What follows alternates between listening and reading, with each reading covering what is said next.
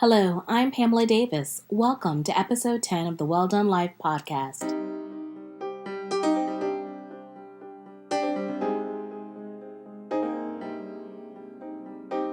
Hello, I'm Pamela Davis, and welcome again to the Well Done Life podcast.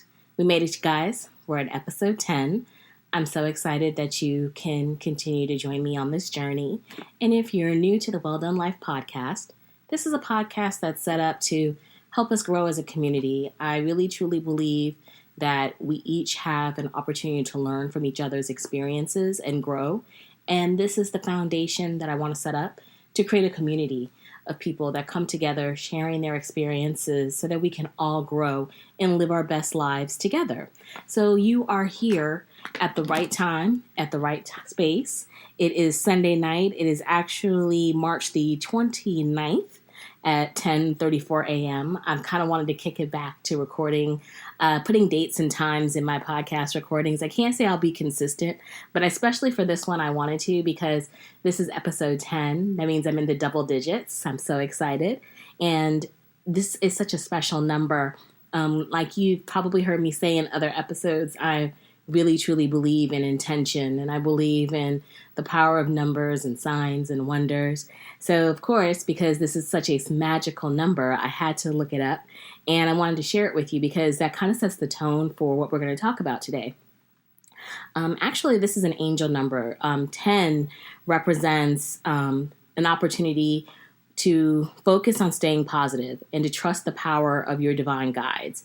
It's a gentle reminder to keep your thoughts and emotions pure and positive. You can create your reality by the thoughts you put into your head and the feelings that you feel. And that really does spotlight the abilities or the opportunity to be intentional. And the number 10, it's a very strong number. It resonates with the vibrations and energies of leadership, optimism, confidence, independence, creative powers, success, energy, originality, adaptability, determination, and individuality. Those are all very powerful things that we should be focusing on. So I know that we're setting this time on good stock, and I hope that we leave in that place a little bit more reflective, because I want to make sure that we're really kind of taking this time to be reflecting. There's so much that's going on. I'm now going on, I think I'm going into my second or third week of, actually it's my second week of working from home because of everything that's going on with COVID-19. And I'm sure many of you are in that same position. Or if you are still working and you're still serving the community because you're an essential worker, I really want to take a moment to say thank you. I really appreciate everything that you do. And I hope that everyone is being as kind as they can to those essential workers, be it in the hospitals, be it people who are in the grocery stores, being it people deliver our mail, the people who are making grocery deliveries, just everybody, because we need to think about the fact that people are out there risking their lives to make our lives a little easier, and that's something that should not be taken lightly. And kindness should never be something that is an afterthought, especially in moments like these. So I know for myself, I really just want to make sure that I put that in my atmosphere, in the atmosphere through my platforms. And when I'm dealing with people directly, I always make it a point to say thank you, even when things don't go the way that I want them to go. Like tonight, I actually had made an order through one of the delivery services, and they said it was delivered, but it wasn't delivered. And I was like, darn it, I really need all this stuff because I decided a last minute project was coming up that I need to take care of. But oh well, it'll get done. It'll get handled.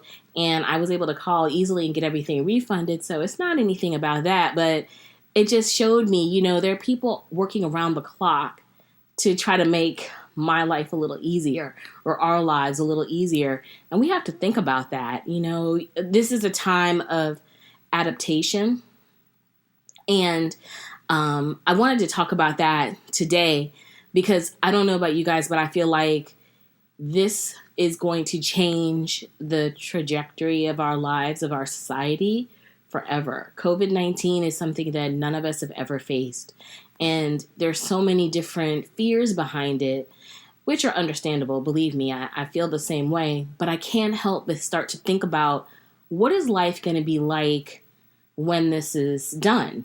And how are we going to have to adapt to our new normal? Because it's going to be a new normal. It's not just about working from home.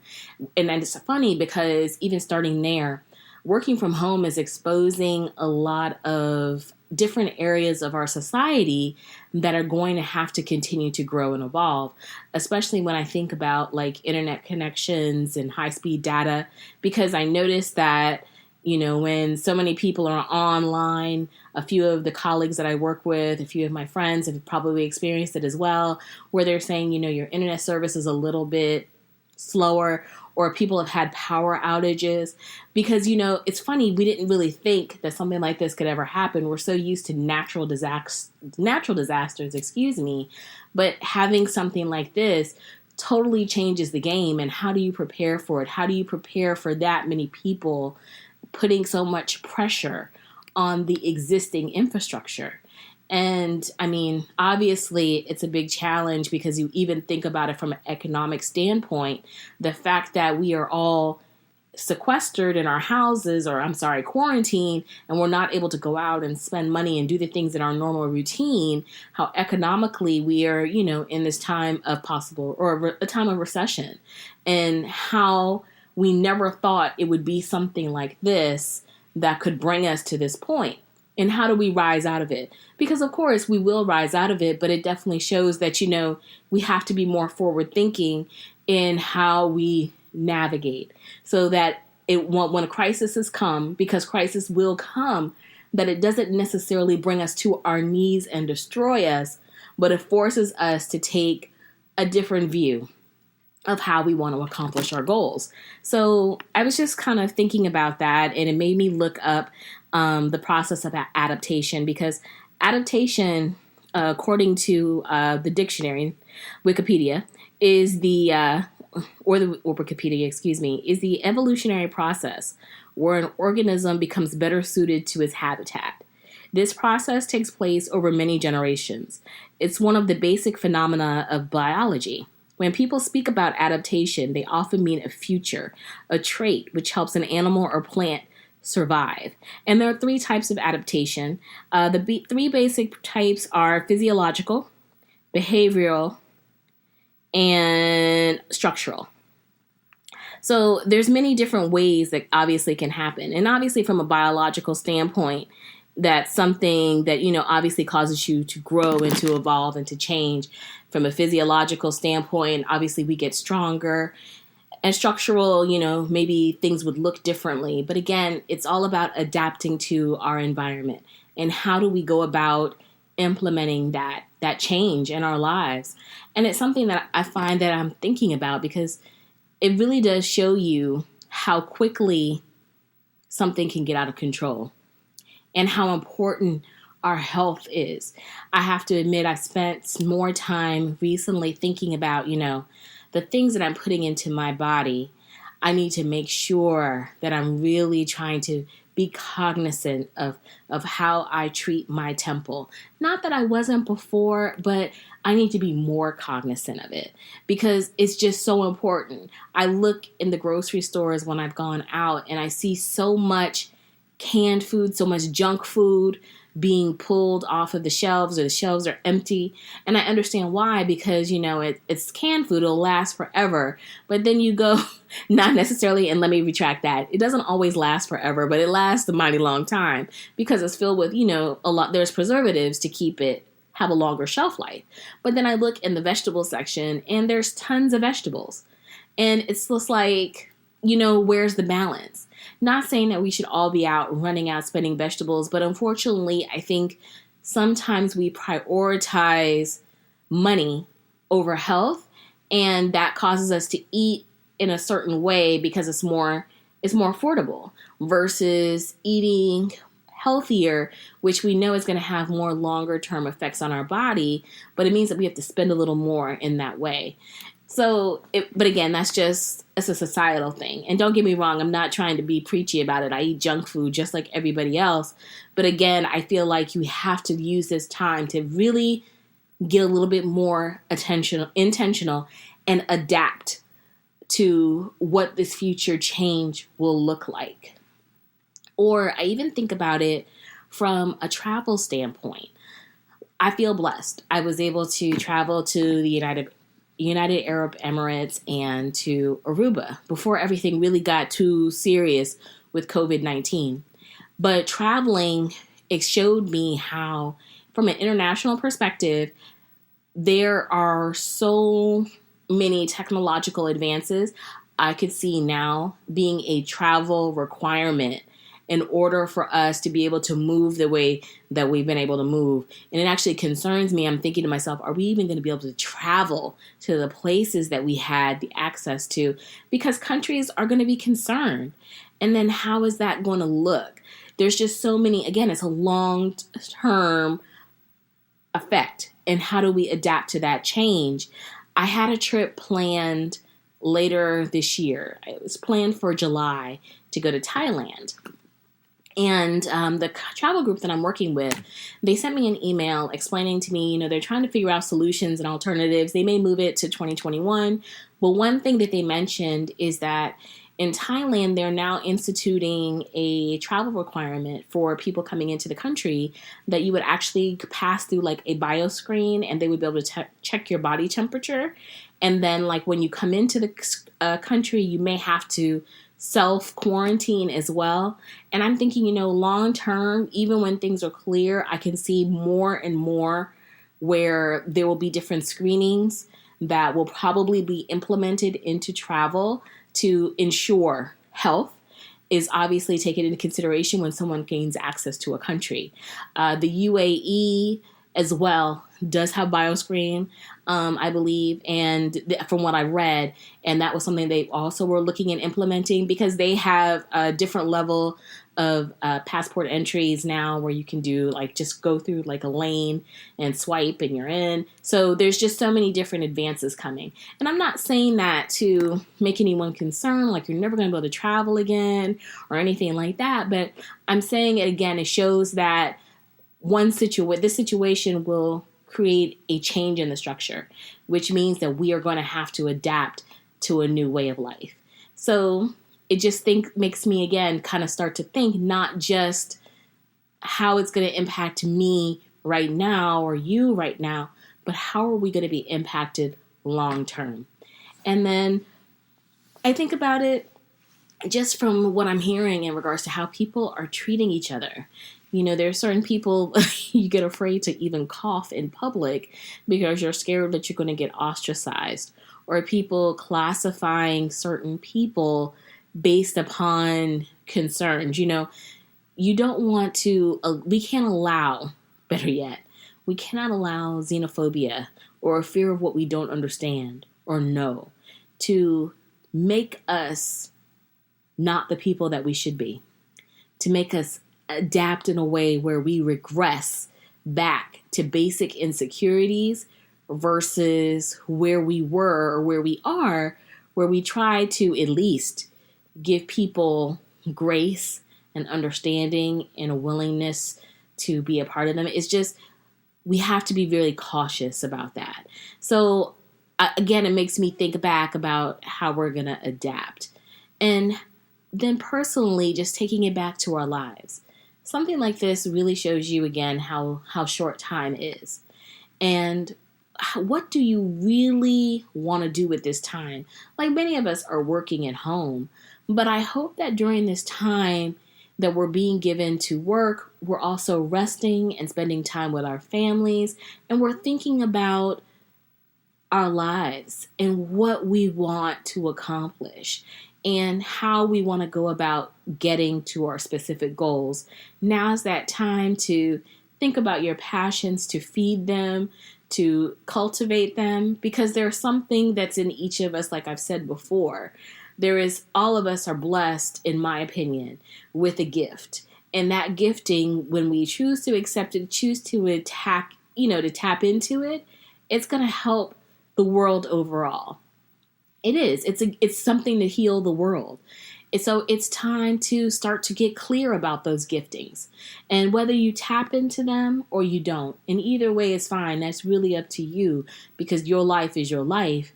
But if you do have something inside of you that you want to do, when is there ever going to be a time where you have that opportunity to focus on yourself, to focus on what you want to accomplish and get it done? Then now. Because now we're not running the rat race. Now our time is much more our own. And we have to take that opportunity to just get clear because there never may be another time like this. Like I said, it to me, and I've said it before in my other episode, I really feel like everything is very intentional. And I feel like as we adapt to this new normal, this process of adaptation that we're going through, there's great things that are going to be birthed in this time. And it's not necessarily more money or new businesses, but it could be igniting a passion inside of you that leads you to help other people in certain ways. Or it could be something that gives you an opportunity to connect closer to your family, or gives you an opportunity to heal something inside of you that's making you unhappy, or gives you an opportunity to rest. This is a time of adaptation because there's going to come a time when we're going to be back in the process of life and the cycle, and it's going to be hectic and frenetic again. And you're going to want to be able to lean on this time, on the things that you accomplished in this moment so that you can move forward through it. Because everything is about adapting and about growing and learning. Again, like I said, this is very uncertain. And I'm not really sure how everything is going to work out. And I'm sure no one is. This is something uncharted and just totally unknown for us. But I believe that we'll come out of this on the other side. And we're going to be okay. But we have to just be very intentional. And we have to try to stay focused and positive. And if we're upset or we're concerned, we have to talk about it. Because these are times of uncertainty. And there's nothing wrong with that. But do the work, essentially. That's really what I want to say. Do the work. Take this time. Take this adaptation time to grow and develop. Because ultimately, there's something on the other side that's going to come out of this that you're going to need to be ready for. And this is our time to prepare for it. So that was just kind of where my head was so far with this. Definitely hope it didn't sound too preachy or philosophical. It's just kind of one of those things that I'm thinking about, especially as I'm going into my second week of my course, the Science of Wellbeing by Yale. It was on Coursera.org, and that's like a free site where you can take online courses. And I really am liking it because it's definitely giving me insights into what really makes me happy and helping me continue to just get clear. Because for me, when I'm in times of stress and uncertainty, I tend to like to research and to read and to listen to podcasts and to fill myself with positive energy and things that will allow me to be reflective so that I can focus and control my emotions and move through them. So this past week, my first lesson was about learning what your dominant behaviors are and your dominant source of happiness. And my dominant source of happiness is gratitude. So I definitely want to take a time to acknowledge that because, yes, I truly do believe gratitude will move you through. I have seen it in my life when I have been at my lowest, when I showed my gratitude, even when I didn't understand where I was, God brought me through it. So I truly believe in the power of being grateful, even when you don't understand how you can be grateful and understanding God's power in your life, you will move through. But it definitely is a great opportunity to kind of see, what makes you grateful or what those different traits are and how you can continue to manifest them and to get clear about the things that you think make you happy but really don't, so that you're focusing your energy and your time in the right places. Because again, this is a time of intention. This is a time of adaptation. You don't have time to be wasting energy in places and with people and with things that don't make you better. So I want to make sure I will share the link again for it, as well as the test link to the organization I took, to the organization who had the test, excuse me. So I'll make sure I link that in my show notes as well. If it's something that you're curious about, I would check it out. And I would look at Coursera.org, because there's other courses out there outside of that, the one that I'm taking, that may be of a benefit to you and will help you on your journey. So I just kind of wanted to check in this week. I hope this didn't sound a little too rambly. It felt it, but it was something on my heart, because I think that we have to take this time to kind of think about where we are and how we are going to be changed by it.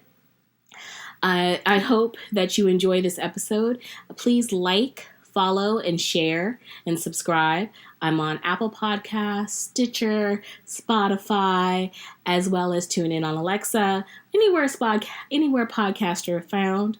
Or you can reach me on Instagram at Pamela L. Davis, or Twitter at I am Pamela L. Davis, or Facebook at Pamela Davis. So until next week, I promise to stay consistent, because I got time. I hope you guys have a wonderful week. Keep your head up. Stay focused. We've got this. Let's support each other through this. And we will talk soon. Bye-bye.